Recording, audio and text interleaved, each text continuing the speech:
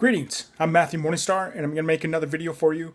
I want to share an idea with you that I'm currently focused on. It's better to lose control. And it's suggested to take 7 days to think about that. That's a neural pathway. So anyways, the idea again is it is better to lose control. And so anyways, I've been really looking at that. This is like the first 24 hours that I've been thinking about that.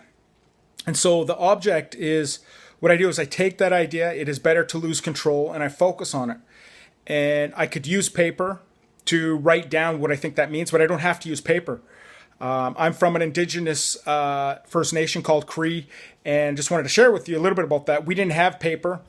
So the reality is we don't actually need paper. I know there's a lot of people out there that do sell paper.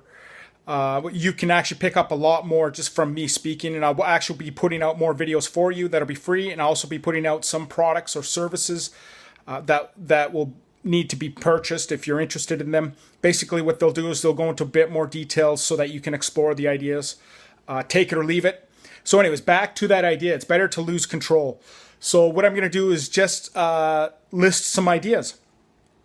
Okay, so I've been really looking at some other ideas. It's called the bicameral mind. Basically, it means that there are two minds in the human being, is a basic way of saying it. There's the conscious mind, and there's different names for the second mind.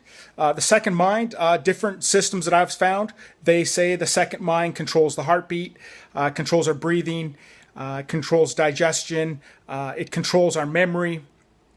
And also, there's another part to that is our decision making and our memory and even our language skills and our thinking skills, they're all stored in that second mind.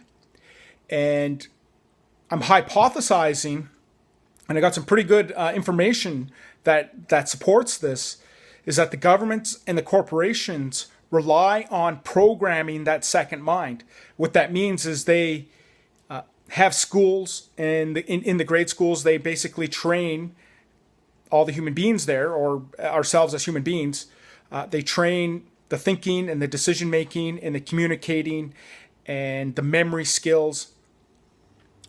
And it depends on what part of the world you live in. Each government has their own political ideology of what type of programming they want. I'm using the keyword programming that they want installed in that human brain, in that in the central nervous system.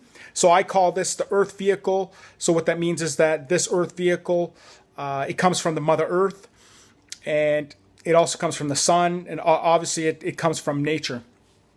And so there's this big debate, and I also propose there's also control systems that are out there. So you have, like I was mentioning, corporations and different types of governments, and they're all focused on steering this second mind. They're all focused, so they use the sounds of the voice, they use tonality, they use language, and there's a whole bunch of other interesting ideas that are out there that it sounds like people are speaking in English or whatever language that you happen to be in. What these are is that they're actually communicating to that second mind.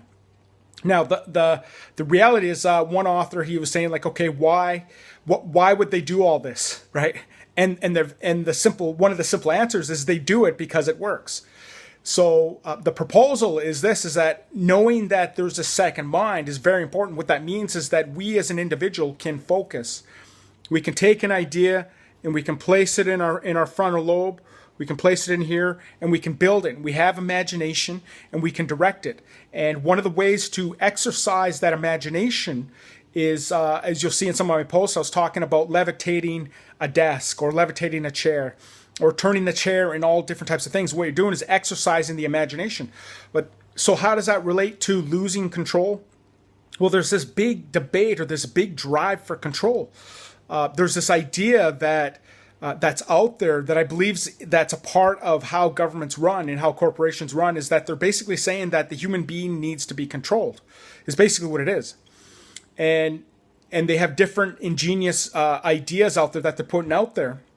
I live in Canada, and so anyways, what's unique about Canada is that they actually admitted publicly, and you can see it. Look on Truth and Reconciliation. You'll see on there that they're actually publicly admitting. I use the words as they set up indoctrination centers. The key word is indoctrination. I have another video about indoctrination. This video is sort of like part 2 of that.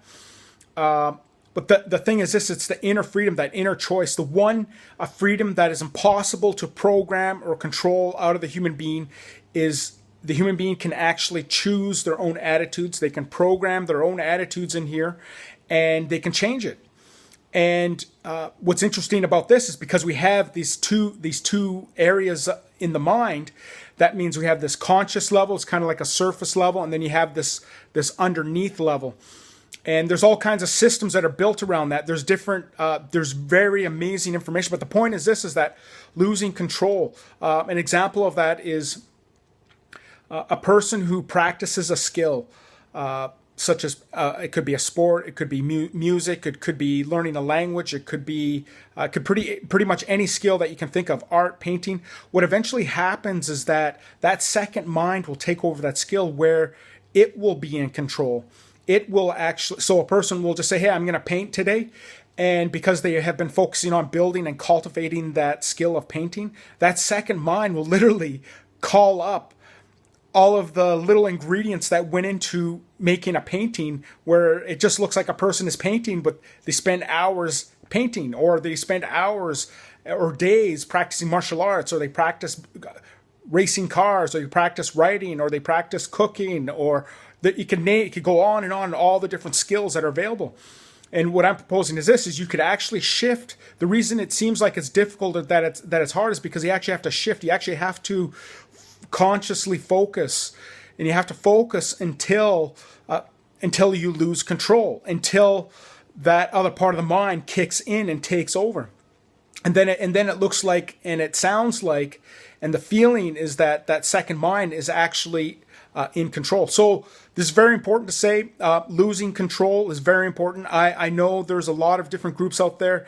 You know, they advocate for control. They want controls. They want some. If you look at Australia as an example, I was just reading a paper on that. It might be an outdated information, but the point is this, is in the paper they were talking about how there's this big fight for splitting up power and preventing power from being put into the individual's hands. And they look at power as some sort of safeguard. You got to have all these safeguards in place.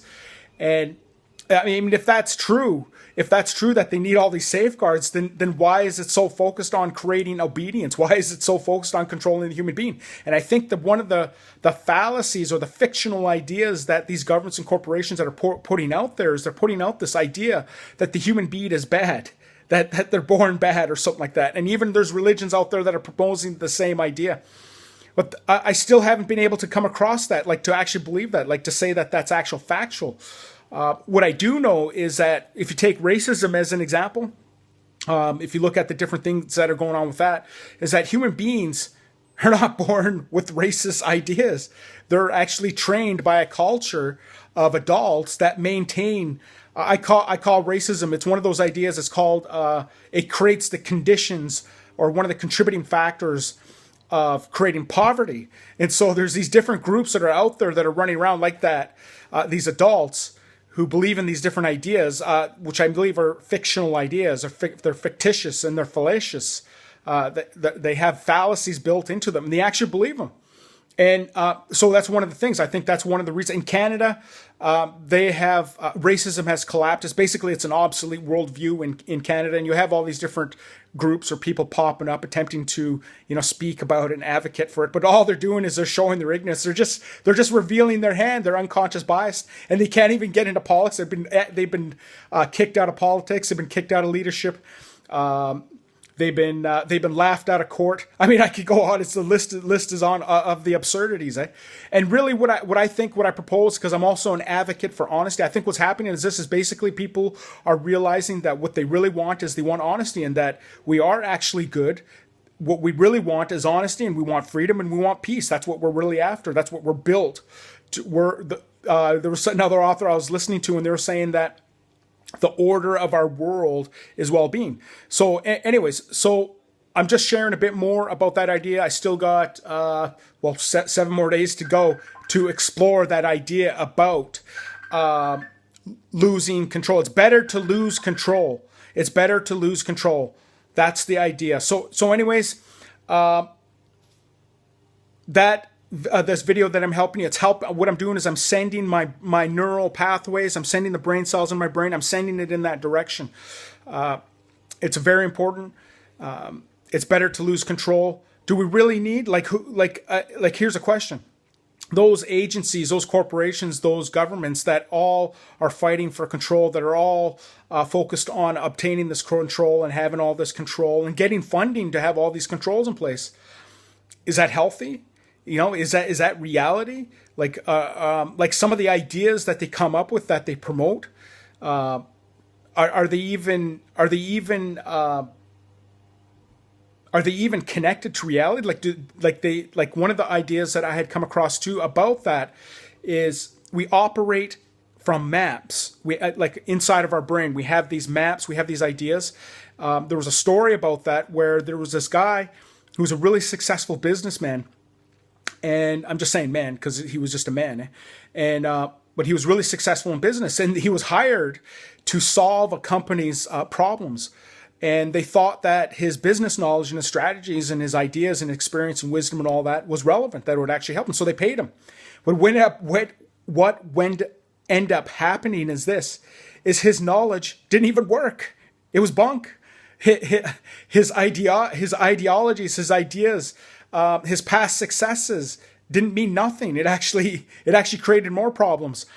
So that's what I mean as a metaphor. Like if we think about these governments and these different political ideologies, are they really enlightened? Are they? Do they really know what they're doing? How can they? They're just human beings.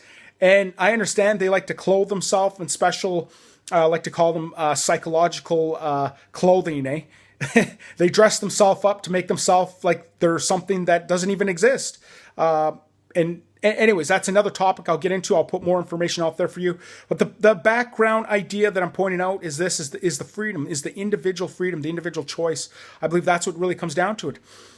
Create the conditions of freedom, protect the conditions of freedom. And one of those factors that would actually do that and actually is linked to poverty and to solving any problem is honesty. And then there's this other idea of losing control. It's better to lose control. Do we really need all this control? How much? What is control? What does that really mean? What does that really do?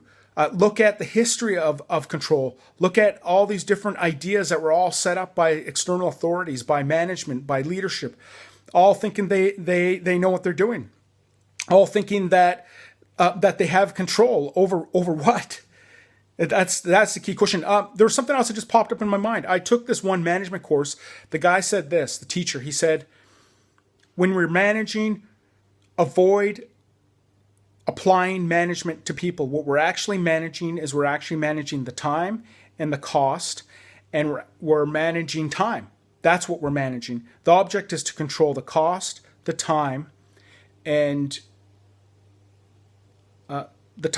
anyways, there's 3 parts there. It just went out of my mind, but I think that's important. I think that is very important. I needed to share this video for you, so I'm going to contemplate more on that. Take care of yourself. You're valuable no matter what. If you want to leave any comments here, just put them down there. I'm going to post this video on YouTube, and I'm going to post it on my Facebook page.